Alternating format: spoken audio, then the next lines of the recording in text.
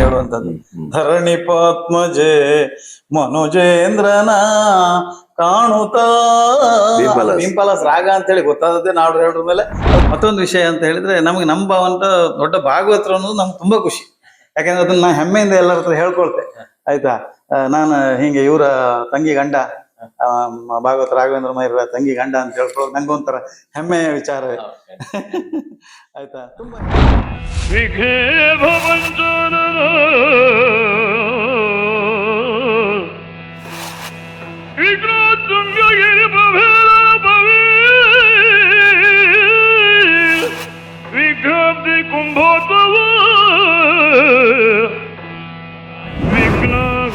घन प्रचंड पवन श्री विघ्नेश्वर पातु मां.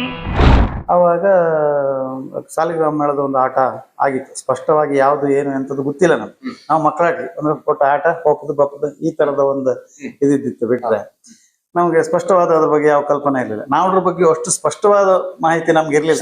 ಹೇಳುತ್ತೆ ನಮ್ಗೆ ಗೊತ್ತಿರ್ಲಿಲ್ಲ. ನಾವು ಊರ್ ಮನೇಲಿ ಇದ್ರೆ ಗೊತ್ತಿರ್ತಿತ್ತೇನೋ. ಆವಾಗ ಅವರು ನಾನು ಚೌಕಿಗೆ ಹತ್ರ ಹಿಂಗೆ ಹೋಗಿದ್ದೆ. ಅವರು ಪ್ಯಾಂಟ್ ಕಳ್ಚಿ ಪಂಜಿ ಉಡ್ತಾ ಇದ್ದೀರ. ಅವರು ನಾನು ಯಾವ್ದು ಊರ್ ಮನೆ ಮಾಣಿಯನ್ನ ಗೊತ್ತಾಯ್ತಕತ್ತಾರಿ. ಏನ ಮಾಣಿ ಕೇಂದ್ರ ನಮ್ಗೊಂಥರ ನಾಚಿಕೆ ಆಯ್ತು. ಎಂತ ಇಲ್ಲ ಅನ್ಕೊಂಡ್ ಈಚಿಗೆ ಅಂತ ಅಷ್ಟೇ. ಅವರದ್ದೊಂದು ಬಿಟ್ರೆ ಅದು ಮುಖಚರ್ಯವು ಸರಿಯಾಗಿ ಅವ್ರದ್ದೊಂಥರ ಸ್ವರ ಇರ್ತಾರೆ ಹೇಳ್ತಾರ ಅಂತ ಆ ತರದಲ್ಲಿ ಏನ ಮಾಣಿ ಅಂತಾರ ಆ ತರದಲ್ಲಿ ಹೇಳಿದ್ರೇನೋ ಅಂತ ಒಂದು ಅನಿಸಿಕೆ. ಸ್ಪಷ್ಟವಾಗಿ ಗೊತ್ತಿಲ್ಲ. ಹಾಗೆ ನಾನು ನಮ್ಮ ಉದ್ಯೋಗ ನಿಮಿತ್ತ ನಾವು ಈ ಊರ್ ಮನೆಗೆ ಬಂದಾವಾಗ ಅಲ್ಲಿಂದನೇ ಶುರುವಾಗಿತ್ತು ನಮ್ಮ PUC SSLC ಸಂದರ್ಭದಲ್ಲಿ. ನಾನು SSLC ಯಕ್ಷಗಾನವನ್ನು ಮಾಡಿದ್ದೆ 3 ವರ್ಷ, 8, 9, 10. ನಮ್ಮ ಅಣ್ಣ ಏನು ಚಂಡೆ ಬರ್ತಾ ಇದ್ದ, ಸುರೇಶ್ ಜೋಯ್ಸ ಅಂತ. ಅವ ಅಲ್ಲಿದ್ದ, ಹೊಸಬಾಳಲ್ಲಿದ್ದ ಈಗಲೂ.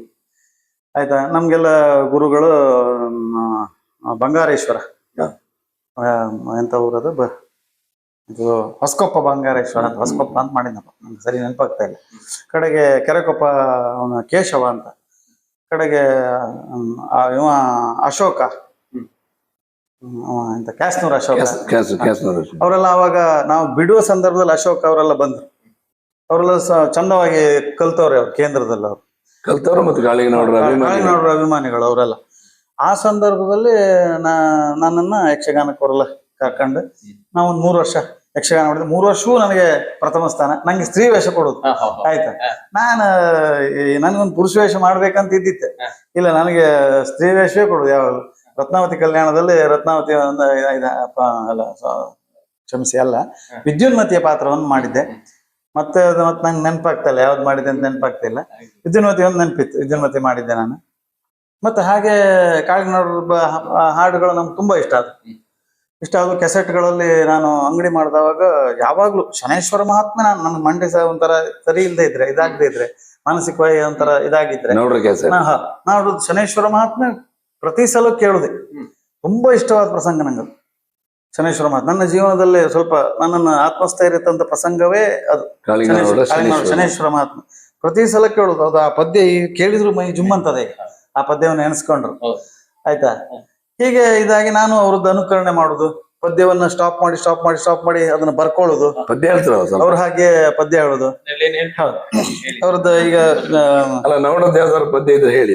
ನಾಡೋದು ನಾನು ಸಾಧಾರಣವಾಗಿ ಹೇಳುವಂತದ್ದು ಭೀಷ್ಮ ವಿಜಯದ್ದೇ ಹೇಳಿ.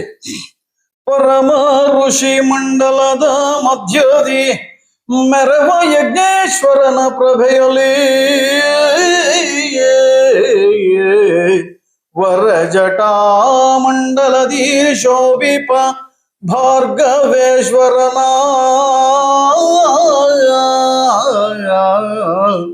ಪರಿಕಿಸುತ್ತ ಅಭಿನಮಿಸಿ ಭೀಷ್ಮನೋ ಪರಿಕಿಸುತ್ತಲಭಿನಮಿಸಿ ಭೀಷ್ಮನು ಚರಣ ಪ್ರಕ್ಷಾಳನವಗೈಯುತ್ತ ಶಿರದಿ ತೀರ್ಥವ ಧರಿಸಿ ಮಧುಪರ್ಕಾದಿಗಳ ತಾನಿತ್ತ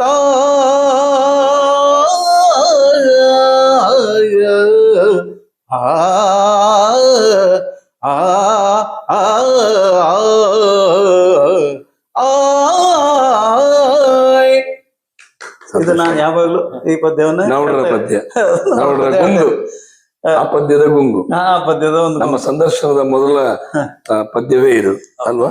ಪರಮ ಋಷಿ ಪರಮ ಋಷಿ ಮಂಡಲದ ಮಧ್ಯ. ಕಡೆಗೆ ಇವ್ರದ್ದು ಎಂತ ಭೀಷ್ಮ ವಿಜಯದ್ದೇ ಅಂಬೆಯ ಪದ್ಯ ಸಾಲ್ವನ ಎದುರಿಗೆ ಹೇಳುವಂತದ್ದು. ಧರಣಿ ಪದ್ಮಜೆ ಮನುಜೇಂದ್ರನ ಕಾಣುತ್ತಾ ಭೀಂಪಲಾಸ್ ರಾಗ ಅಂತ ಹೇಳಿ ಗೊತ್ತಾದದ್ದೇ ನಾಡು ಹೇಳ್ರ ಮೇಲೆ ಅದು ಮತ್ತೆ ಸರ್ ಇವರೆಲ್ಲ ನಮ್ಮ ಭಾವ ಎಲ್ಲ ಹೇಳಿರೋದು ರಾಗ ಭೀಂಪಲಾಸ್ ಅಂತ ಹೇಳಿ ಆ ರಾಗ ನಂಗೆ ತುಂಬಾ ಖುಷಿ. ಅದೊಂದು ಕಡೆ ಷಣ್ಮುಖ ಪ್ರಿಯ ದದಿ ಮೊಸರ ಅದಲ್ಲ ಷಣ್ಮುಖ ಪ್ರಿಯ ರಾಗ ಅಲ್ಲ. ದದಿ ಮೊಸರ ಬಾಂಡಗಳ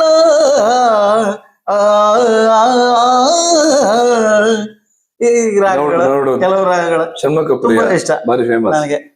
ಮಧ್ಯಮಾವತಿ ನಾವಂದ್ರೆ ಇಲ್ಲಿ ಯಕ್ಷಗಾನದಲ್ಲಿ ಏನ್ ನಮ್ಮ ಈ ಪರಿಸರದಲ್ಲಿ ನಮ್ಮ ಕಾಳಿಂಗನೌಡರ ಅಭಿಮಾನಿಗಳು ಜಾಸ್ತಿ ಯಾಕೆ ಕೇಳಿದ್ರೆ ಇಲ್ಲಿ ಪ್ರಸಂಗದ ಟ್ರಯಲ್ ಎಲ್ಲ ನಡೀತಾ ಇದೆ ದೇವಸ್ಥಾನದಲ್ಲಿ. ಈ ನೌಡ್ರದ್ದು ಮತ್ತೆ ಈ ಸಾಲಿಗ್ರಾಮ ಮೇಳ ಮತ್ತು ಮಾರಣಕಟ್ಟೆ ಮೇಳದ ಪ್ರಸಂಗ ಟ್ರಯಲ್ ಎಲ್ಲ ಹೆಚ್ಚಿನದ್ದು ನಡೆಯುವುದಿಲ್ಲ. ಕಡೆಗೆ ಮಧ್ಯದಲ್ಲಿ ಒಂದು ಹೇಳ್ತೆ, ಇಲ್ಲಿ ನಮ್ಮ ಇವರು ಹೆರಂಜಾಲ್ ಇವ್ರು ಇದ್ರಲ್ಲ ಗೋಪಾಲ್ ಗಾಣಿಗರ ಅವರೊಂದು ಕೇಂದ್ರ ಮಾಡಿದವಾಗ ನಾನು ಅಲ್ಲಿ ಹೋಗಿದ್ದೆ. ಹೋದವಾಗ ಫಸ್ಟ್ ವರ್ಷದಲ್ಲಿ ಮಕ್ಕಳಿಗೆ ಸ್ವಲ್ಪ ಹೊತ್ತು ನಾನೇ ಟ್ರೈನಿಂಗ್ ಕೊಟ್ಟಿದ್ದೆ. ಅವ್ರು ನಂಗೆ ಮಧ್ಯೆ ಹಿಂಗೆ ಅವ್ರಿಗೆ ಪುರ್ಸೋತಿರ್ತಿರ್ಲಿಲ್ಲ, ಇದು ಮೇಳಕ್ಕೆಲ್ಲ ಹೋಗ್ತಿದ್ರು. ಅವ್ರ ಕಡೆ ಗಣೇಶ ಹೆಬ್ಬಾರ್ ಅಂತ ಇದ್ದಿದ್ರು ಮೊದ್ಲಿಗೆ. ಅವ್ರು ನಂಗೆ ತುಂಬಾ ಸಹಾಯ ಮಾಡಿದ್ರು. ನಾವು ದೊಡ್ಡ ಕಲಾವಿದ ಅಂತಲ್ಲ, ಒಟ್ಟು ಏನೋ ಒಂಚೂರು ಹವ್ಯಾಸಕ್ಕಾಗಿ ಮತ್ತೆ ಹೆಚ್ಚಿನ ಸಂದರ್ಭದಲ್ಲಿ ನಾನು ಹೇಳೋದು ನನ್ನ ಖುಷಿಗಾಗಿ ನಾನು ಅದನ್ನ ಇದು ಮಾಡ್ಕೊಂಡು ಬಿಟ್ಟು ಬೇರೆಯವ್ರ ಖುಷಿಗಾಗಿ ನಾನು ಇದು ಮಾಡೋದಿಲ್ಲ. ನೋಡ್ರೆ ಕಟ್ಟ ಅಭಿಮಾನಿ ನಾನು. ಯಾಕಂದ್ರೆ ನನ್ಗೆ ಈಗಿನ ಪ್ರಸಂಗ ಹೇಳ್ಬಾರ್ದು, ಹೇಳಿದ್ರೆ ತೊಂದರೆ ಆಗ್ಬೋದು. ನನ್ಗೆ ಈಗಿನ ಪ್ರಸಂಗಗಳು ಯಾವುದು ಇಷ್ಟ ಆಗುದಿಲ್ಲ.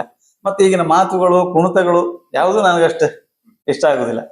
ಆ ಒಂದು ಇದು ಒಳ್ಳೇದಿತ್ತು. ಕೆಲವೆಲ್ಲ ಹೇಳ್ಬಾರ್ದೆ ನಂಗೆ ಗೊತ್ತಿಲ್ಲ. ನಮಗೂ ಗೀಳಾಗುವ ಕಾರಣಕ್ಕೆ ನನ್ನ ಚಿಕ್ಕಮ್ಮ ಇದೆಲ್ಲ ಇವಳ ತಾಯಿ ನನ್ನ ಚಿಕ್ಕಮ್ಮ ಅವರೆಲ್ಲ ಯಕ್ಷಗಾನದ ಪರಮಾಭಿಮಾನಿಗಳು. ನಾವು ಒಂದೇ ಒಂದು ಆಟ ಬಿಡುದಿಲ್ಲ ಇತ್ತು ಚಿಕ್ಕಮ್ಮನೊಟ್ಟಿಗೆ. ಮಾಸ್ತಿ ಇಲ್ಲ ಇಲ್ಲಿ ಒಲ್ಲಿ ಕೊಟ್ಟಿವರಿ ನಡ್ಕೋತ ಆಚೆ ಆಲೂರವರಿ ಮಸ್ಕಿ, ಈಚೆ ಪಡುಕೋಣ, ಈಚೆಗೆ ಇಲ್ಲ ಅರೆಶಿರೋರು, ನಾಗೂರು, ನಾಮುಂದ ಒಂದು ಕಡೆ ಬಿಡ್ತಿಲ್ಲ ಇದ್ ನಾವು ಆಟಕ್ಕೆ ನಡ್ಕೊಂಡು ಹೋಗುದು. ನಮ್ದೊಂದು ಟೀಮ್ ಇದೈತಿ ಇಲ್ಲೇ ಅಕ್ಕಳ ಬೈಲು, ನಾವೊಂದು ಸ್ವಲ್ಪ ಜನ ಇದೈತಿ ನಡ್ಕೊಂಡು ಹೋಗ್ಬೋದು. ಆವಾಗ ಮೂಲ ಕಾರಣರು ನಂಗೆ ಚಿಕ್ಕಮ್ಮನೂ ಹೌದು. ಯಾಕೆಂದ್ರೆ ನಾವು ಬರ್ದೆ ನಮ್ಗೆ ಒಪ್ಪು ಆತಿಲ್ಲ ಇತ್ತು. ಕಡೆ ಶಾಸ್ತ್ರಗಳ ಮನೆಗೆ ಹೋಗಿ ಹೋಗಮ್ ಶುರು ಮಾಡ್ತೀವಿ. ನಾವು ಬರ್ತಾರೆ ನಮ್ಗೆ ಅಲ್ಲಿ ಟಿಕೆಟ್ ತಗೋಪ್ಪ, ನಾವು ಅದು ದುಡ್ಡಿಲ್ಲ ಸಾಲಿಗ್ರಾಮ ಮೇಳದ. ಅವ್ರು ಬಂದ್ರು ಗತಿ ನಮ್ಗೊಂದು ಫ್ರೀ ಪಾಸ್ ಎದುರು ಸೀಟ್ ನಮ್ಗೆ. ಅವ್ರು ಬಂದ್ಮೇಲೆ ಈ ತರ ನಮ್ಗೆ ಅಲ್ಲಿವರೆಗೆ ಒಂದು ಚಂಡಿದ್ರಿ ಆತ ಹಾಗೆ ಗೀರ್ ಬೆಳೆದದ್ದು. ಒಳ್ಳೆ ಮತ್ತೊಂದು ವಿಷಯ ಅಂತ ಹೇಳಿದ್ರೆ, ನಮ್ಗೆ ನಮ್ಮ ಭಾವಂತ ದೊಡ್ಡ ಭಾಗವತರು ಅನ್ನೋದು ನಮ್ಗೆ ತುಂಬಾ ಖುಷಿ. ಯಾಕಂದ್ರೆ ಅದನ್ನ ನಾ ಹೆಮ್ಮೆಯಿಂದ ಎಲ್ಲರ ಹತ್ರ ಹೇಳ್ಕೊಳ್ತೆ. ಆಯ್ತಾ, ನಾನು ಹಿಂಗೆ ಇವರ ತಂಗಿ ಗಂಡ ಭಾಗವತ ರಾಘವೇಂದ್ರ ಮೈರ ತಂಗಿ ಗಂಡ ಅಂತ ಹೇಳ್ಕೊಳ್ಳೋದು ನಂಗೊಂಥರ ಹೆಮ್ಮೆಯ ವಿಚಾರವೇ. ಆಯ್ತಾ, ತುಂಬಾ ಹೆಸರು ಮಾಡಿದಂಥವ್ರು ಅವರ, ತುಂಬಾ ಹೆಸರಿದೆ ಅವರಿಗೆ. ಆಯ್ತಾ, ನಮ್ಮವರಾಗಿ ನಾವು ನನ್ನ ಭಾವ ಅಂತ ನಾವು ಹೊಗಳೋದಲ್ಲ, ಇದ್ದ ವಿಚಾರ. ಮತ್ತೆ ಅವರ ಪದ್ಯಗಳು ನಂಗೆ ಖುಷಿ ಆಗ್ತದೆ. ಆಯ್ತಾ, ಅವ್ರ ಕೆಲವು ಸಾಂಪ್ರದಾಯಿಕ ಪದ್ಯಗಳು ನಾನೆಲ್ಲರವ್ರ ಎದುರಿದ್ರೆ ಅದನ್ನ ಈ ರಾಗದಲ್ಲಿ ಹಾಡಿ ಆ ರಾಗದಲ್ಲಿ ಹಾಡಿ ಅಂತ ಹೇಳಿ ಅವ್ರನ್ನ ಕೆಲವು ಸಲ ಹೇಳೋದಿತ್ತು. ನೀವು ಆ ರಾಗದಲ್ಲಿ ಅದನ್ನ ಯಾಕೆ ಹಾಡ್ಲಿಕ್ರಿ ಅಂತ. ಎಂತ ಭಾವ ನೀವು ಸುಮ್ಮನೆ ಕಣಿಯತ್ತೆ, ಗಾಜರ್ ಬಂದೋಯ್ತು ನಮ್ಗೆ ಕಂಡು ನಮ್ದವ್ರು ಹೇಗ್ಲಿಕ್ಕೂ ನಾ ಎಲ್ಲ ತಲೆ ತಿಂತ ಇರುತ್ತೆ. ಹಾಗೆ ಇಲ್ಲೇ ಈ ನೌಡ ನೆನಪು ಕಾರ್ಯಕ್ರಮ ಮಾಡುವ ಕಾರಣ ಇದೇ ವಿಷಯ. ನಾನು ಯಕ್ಷಗಾನ ಗೀಳು ಹಿಡಿದಿದ್ದು ಇಲ್ಲಿಂದ ಆದ ಕಾರಣ ಇಲ್ಲೇ ಮಾಡಿದ್ದು. ಮತ್ತೆ ನಿಮ್ಮ ಭಾವ ಅವರು ಒಳ್ಳೆ ಹಾಡಿದ್ರು. ಅವ್ರ ಯಕ್ಷಗಾನದ ಭಯಂಕರ ಭಾವಸ್ಪಂದನದ ಇದು ಟೈಟಲ್ ಸಾಂಗ್ ಅದೇ ಪರಮ ಋಷಿ ಮಂಡಲ ನೋಡಿ. ಅವರು ಪ್ರಥಮ ಹೇಳಿದ್ದು ಅದೇ, ಕಾಳಿಂಗನೌಡರು ನೆನಪೋದು ಅದೊಂದು ಪದ್ಯ. ಇವಾಗ್ಲೂ ನಿಮ್ಮ ಭಾವಸ್ಪಂದ ಪ್ರಥಮ ಪದ. ಹೌದೌದು, ಪ್ರತಿಯೊಬ್ಬನ ಮನದಲ್ಲಿ ಇರುವುದು ಅದೇ. ಇವರೆಲ್ಲ ಯಕ್ಷಗಾನ ಪ್ರೇಮಿಗಳೇ. ನಮ್ಮ ಅಮ್ಮನೂ ಅಷ್ಟೇ. ಅಯ್ಯೋ, ಯಕ್ಷಗಾನ ಅಂದ್ರೆ ಪಂಚಪ್ರಾಣ ಎಲ್ಲ ಕಲಾವಿದರ ಪರಿಚಯ. ನಾವ್ ಎಲ್ಲೆಲ್ಲಿಗೆಲ್ಲ ಹೋಗ್ತಾ ಇತ್ತು ಆಟಕ್ಕೆ. ಅದೊಂದು ಯಕ್ಷಗಾನ ನಿಮ್ದು, ನಿಮ್ಮ ಹಿರಿಯರಲ್ಲೂ ಕೂಡ ಅದ ನಿಮ್ ಬಂದಿದೆ ಹಾಗೆ ಅದು ಎಲ್ಲ ಒಟ್ಟಿಗೆ. ಏನ್ ಯಕ್ಷಗಾನದಲ್ಲಿ ಮಾಡದಿದ್ರು ಹೆಸರು ಮಾಡಿದ್ದೇವೆ ಅಷ್ಟೇ. ಮತ್ತೆ ಯಕ್ಷಗಾನ ಹೋಗಿದ್ದೇವೆ, ಅದ್ರಲ್ಲಿ ಏನ್ ದುಡಿಮೆ ಆಯ್ಕಂತ ಓದ್ದಲ್ಲ, ಆಗ್ಲೂ ಇಲ್ಲ ಬಿಡಿ. ಒಂದು ನಮ್ಗೆ ಸಂತೋಷ ಉಂಟು, ಸಾಧಾರಣ ಮಾನಸಿಕ ನೆಮ್ಮದಿ ಉಂಟು.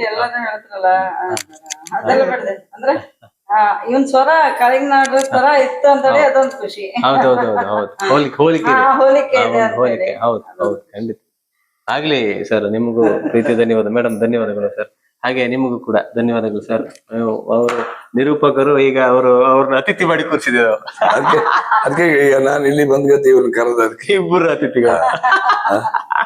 ಆಗ್ಲಿ ಸರ್, ಈ ಮನೆ ಅತಿಥಿಗಳು ಇವ್ರೆ. ಹೌದು ಆಗ್ಲಿ ಸರ್. ಎಲ್ಲ ಊಟ ರೆಡಿ ಆಯ್ತವ್ರು, ಊಟ ಮಾಡಿ ಹೋಯ್ತಾರೆ. ಅವ್ರು ಹೇಳಿ ಆಯ್ತು, ಊಟ ರೆಡಿ ಆಯ್ತವ್ರು, ಊಟ ಮಾಡಿ ಹೋಯ್ಕಂದಿರು. ಮಧ್ಯಾಹ್ನ ಹೊತ್ತೀಗ ವೀಕ್ಷಕರೇ, ಮಧ್ಯಾಹ್ನದ ಹೊತ್ತಾಗಿದೆ. ಊಟ ಮಾಡಿ ಚಂದವಾಗಿ ಊಟ ಮಾಡಿ ಮನೆಗೆ ಹೋಗ್ತೇವೆ. ಹಾಗೆ ನೀವು ಕೂಡ ವೀಕ್ಷಿಸಿ. ಪ್ರತಿದಿನ ರಾತ್ರಿ 9 ಗಂಟೆಗೆ ಪ್ರಸಾರವಾಗುವಂತ ಯಕ್ಷಗಾನ ಗಂಧರ್ವ GR ಕಾಳಿಂಗನವರ ನೆನಪು ಕಾರ್ಯಕ್ರಮವನ್ನು ತಪ್ಪದೆ ವೀಕ್ಷಿಸಿ. ಹಲವಾರು ಅಂದ್ರೆ ಗೆಸ್ಟ್ಗಳನ್ನ ನಾವು ಭೇಟಿ ಆಗ್ತೇವೆ. ಗೆಸ್ಟ್ಗಳಂದ್ರೆ ಕಾಳಿಂಗನವರ ಅಭಿಮಾನಿಗಳು, ಒಡನಾಡಿಗಳು, ನಿಕಟವರ್ತಿಗಳು ಬಹಳಷ್ಟು ಜನ ಇದ್ದಾರೆ. ಅವ್ರನ್ನೆಲ್ಲ ನಮಗೆ ರಾಘವೇಂದ್ರ ಮಯ್ಯ ಸರ್ ಅವರು ಪರಿಚಯ ಮಾಡ್ತಾ ಇರ್ತಾರೆ. ಕಾಳಿಂಗನವರ ಬಗ್ಗೆ ಬಹಳಷ್ಟು ತಿಳಿಯೋಣ ಎನ್ನುವಂತ ನಿಟ್ಟಿನಲ್ಲಿ ಈ ಕಾರ್ಯಕ್ರಮ ಮಾಡ್ತಿದೆ. ವೀಕ್ಷಿಸಿ. ಪ್ರತಿದಿನ ರಾತ್ರಿ 9 ಗಂಟೆಗೆ ಪ್ರಸಾರ ಆಗ್ತದೆ ರಾಶನ್ ಬಗ್ಬಾರ್ಕೂರು ಯೂಟ್ಯೂಬ್ ಚಾನಲ್. ಎಲ್ಲರಿಗೂ ಪ್ರೀತಿಯ ಧನ್ಯವಾದಗಳು. ನಮಸ್ಕಾರ.